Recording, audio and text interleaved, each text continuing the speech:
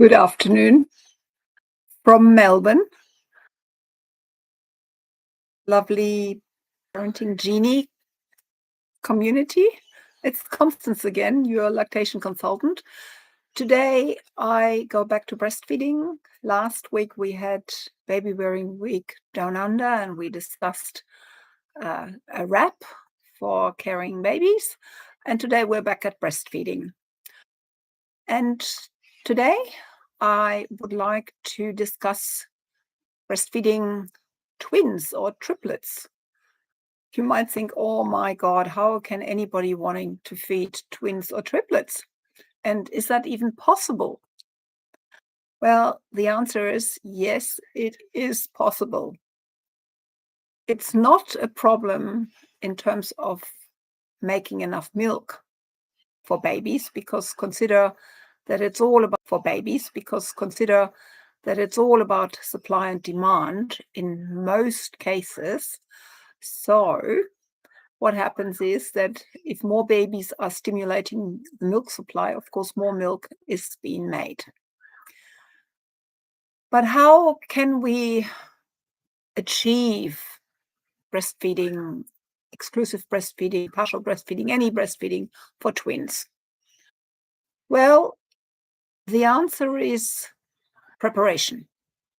So it's very, very important to start preparing before the twins or the triplets are going to be born. That means reading books, listening to classes. There's some really good education even on YouTube. And then looking at your support system, discussing with your partner your intention that you would like to breastfeed your babies and that you want to give them the best start in this world, and that is breastfeeding. Discuss with your peers or with your family how they can support you. And learn as much as possible about breastfeeding. That's no different than feeding a singleton baby or an only baby, because that's a learned skill as well. Even though it's natural, it is learned. So, preparation. Now, we also need to understand that quite often multiples, like twins or also triplets, are born earlier, and that they may not be with mom straight away.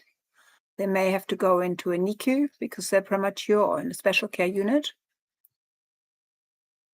And so what is important is to initiate skin-to-skin contact as early as possible with the babies, or with one baby. If one baby is healthier than the other, then that's important. And then the next important thing, if these babies need to go and be separated from mom, is that mom can start expressing as soon as possible after the birth to initiate the lactation process and to be able to give vital colostrum to their babies. Now, before I continue in the process of breastfeeding twins or triplets or multiples, you may find some multiple birth association groups who are also interested in educating prospective parents about breastfeeding multiples. And that would bring you ahead of anybody who may say to you, oh my God, there's no way you can do that. And I'm including health professionals here as well, because very often health professionals do not know that you are certainly able to breastfeed twins and multiples. If you can grow them in your belly, usually your body is available to sustain these babies. But it's tricky, it's full on at the start, and it does definitely need support. So, as I said before, skin-to-skin contact with your babies as soon as possible after the birth is the best way to start breastfeeding. And I would suggest that you have a birth plan and that everybody who reads this birth plan is aware that you would want to feed your babies with your precious human milk. The next important part is, how will you ever produce enough milk for your baby? Well, the research shows that breastfeeding mums of triplets can produce 3 liters of milk in 24 hours. Bearing in mind that the average male baby drinks 800 mils in 24 hours. So that's pretty amazing, isn't it? Also, your breast should be making enough colostrum initially to give those babies at least 24 hours of vital nutrition and antibodies and immune globulins to protect the baby from disease. Now, quite often, and also that's my experience as a midwife and a lactation consultant, when the babies are with mum, they are usually not born 38, 39, 40 weeks. They may consider be near-term babies, 37 weeks or 36 weeks, but they certainly do not behave like term babies. And what often happens is that in hospital, and I assume that you would have the hospital because that's where most babies are born these days, you would get the babies to be feeding often according to schedule, quite often every 3 hours. And what happens is the midwife will help you to initiate putting the babies to the breast. But then you've got, you can see here with me, with my 2 babies, we've got one baby bigger than the other. And one baby is quite weak and may fall asleep. And then you've got the other baby still suckling okay. Sorry, I've got some flies here. I'm sitting outside. My suggestion as a lactation consultant of nearly 30 years, assisting lots of families with achieving their breastfeeding goals, is start with one baby at a time. This kind of feeding is called tandem feeding.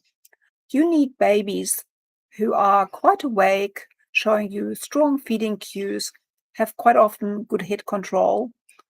And so it's pretty important and pretty, let's say, also a learning experience to just learn breastfeeding your first baby if it's a single baby. So doing this with 2 is even more tricky at first. So maybe you just want to feed one baby at the time first until they have helped you to achieve a good established milk supply and they are starting to be a little bit more awake as well. And then you may be starting to tandem feed. There is no must. Of course, we'd like the idea of tandem feeding because then we can do it all together and get it over and done with. But let's be absolutely realistic. In the first 4 to 6 weeks, even sometimes the first few months, you'll be feeding, and there won't be much sleep. And you will have to catch up on on sleep in between, whilst your village, your family, your friends, your partner are assisting you with anything else, so that your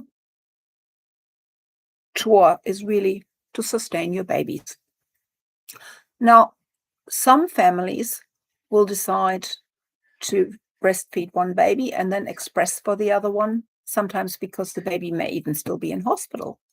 Or maybe the baby is just really still too weak to feed at the breast, falls asleep all the time.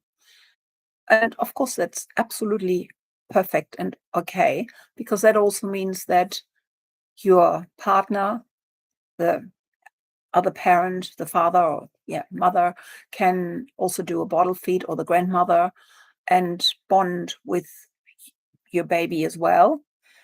And you can concentrate on achieving breastfeeding the first, or the one baby. The next question is, do I offer them both sides? How does it all work?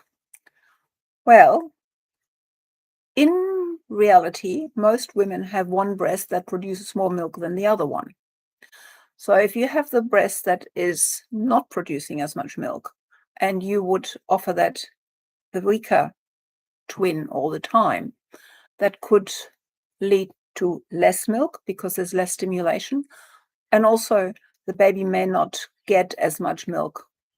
So what you do is you alternate, so that the baby who has maybe the stronger suck and can feed more effectively is also being offered this breast that has maybe not as much milk production, and can therefore help to stimulate that breast a little bit more, so that that breast will also catch up and make more milk. I hope that makes sense to you. The other option with breastfeeding twins also is different positions.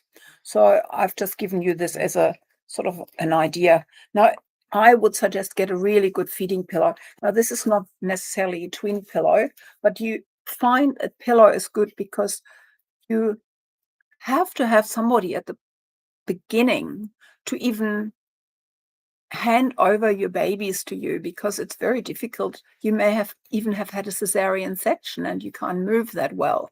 And then lifting up your twins out of the cot and then trying to sit down and putting everything in place is rather difficult.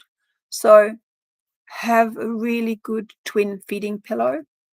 Here in Australia, we have Multiple Birth Association who even hire out twin feeding pillows, so that you have the chance to, first of all, put your baby safely on that pillow.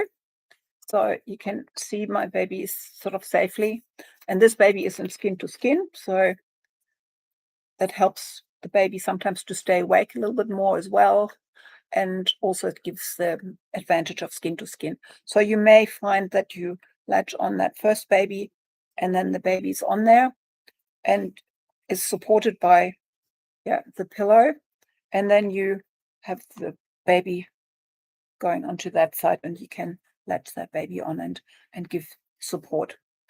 Now you can see you've got no more third hand. So what are you going to do? So hopefully the baby is latched deeply enough and not coming off, because you will get very thirsty. And I would suggest have a bottle with a straw. I don't have one, but have a bottle with a straw to drink, because you won't have a hand to open a bottle. Okay, so this is your rugby hold, if you like, or football hold in Australian terms. That's not the only way, though, you can feed twins. So you could also feed your twins bringing one baby along this way,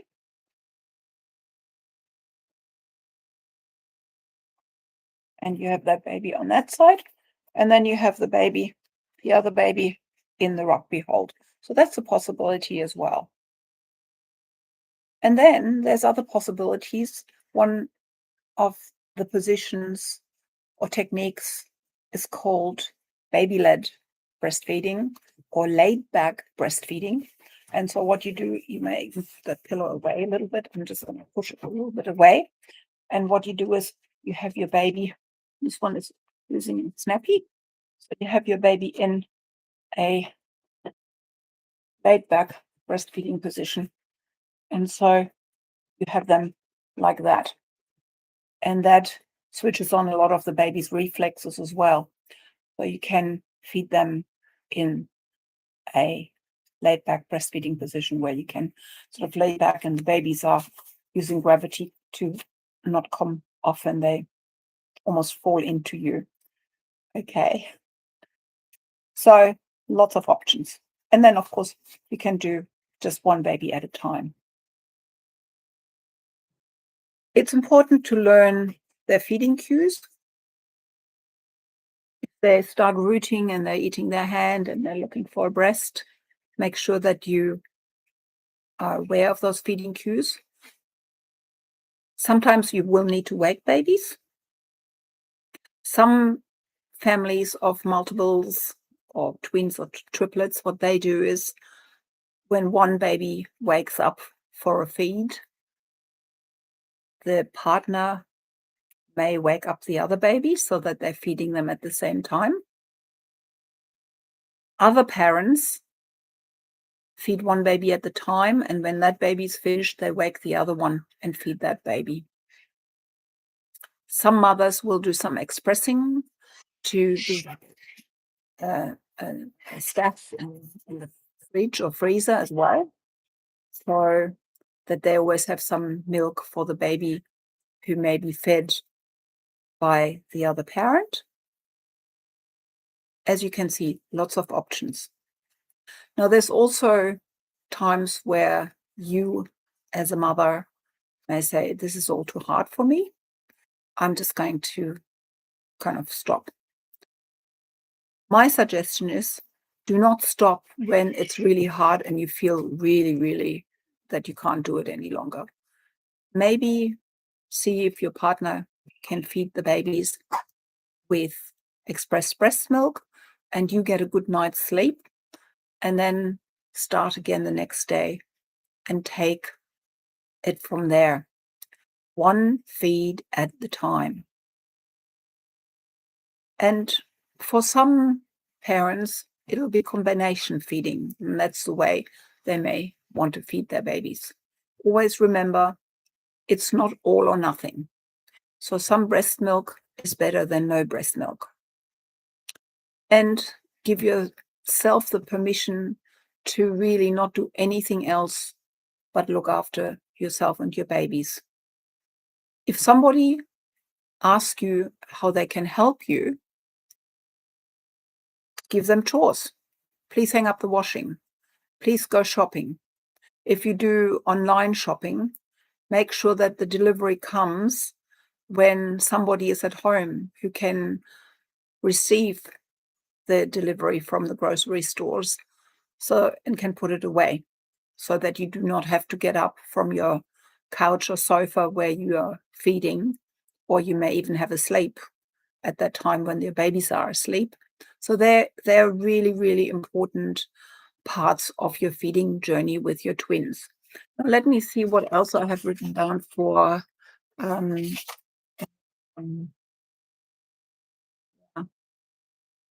so obviously, if the babies are still in hospital because they were born prematurely, you would get a lot of assistance, I hope, with getting the right breast pump, a hospital-grade breast pump, to establish your milk supply. And whenever you are in hospital with your babies, make sure that you do skin to skin and that they have chance to go to the breast, because they do have sucking reflexes from very early on in their time outside the womb.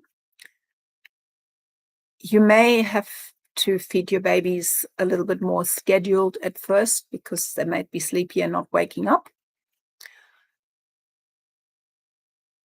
And what else have I got to say to you?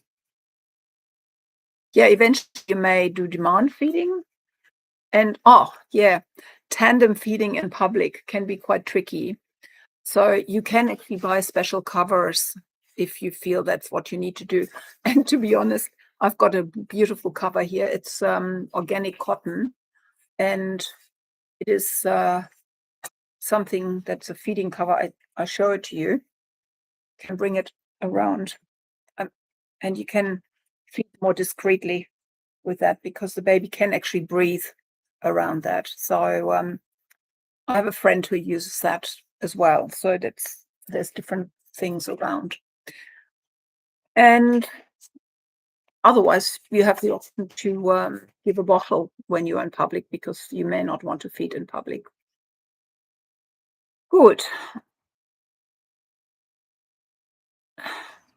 I'm just rephrasing something that a mum that I looked after for said to me, and she said, breastfeeding 2 or 3 is, you just need a whole new level of patience, but it's really worth doing it because your babies are so much healthier, and you feel that you've really achieved something when you can feed them, whether it's exclusively, breastfeeding or, combination feeding.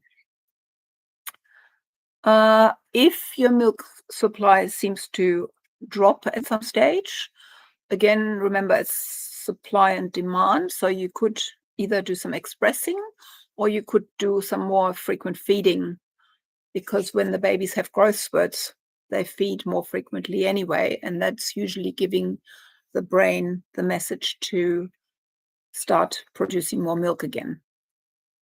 That's important to know. And yeah, breast milk is proven to lower the risk of, serious health problems for premature babies. And yeah, I think that is probably most of what I wanted to say to you today. I'm just going to have a quick look at my cheat sheet. One other thing that is very, very useful is a spit cloth. So could be so if your baby is, after a feed, so you could still might sometimes have the other baby feeding, and the other baby is just sort of yeah, upright on your shoulder to burp. So yeah, so there are all the things. Isn't that beautiful? It's a carawong in my garden, one of the beautiful birds here. So, and yeah. Oh, one other thing that I need to also say to you is look after good nutrition for yourself, mothers out there. Really important. And also for the partner. And take turns in getting sleep when you can. On that note, I'll see you again next Wednesday night with a different topic. Okay, bye for now.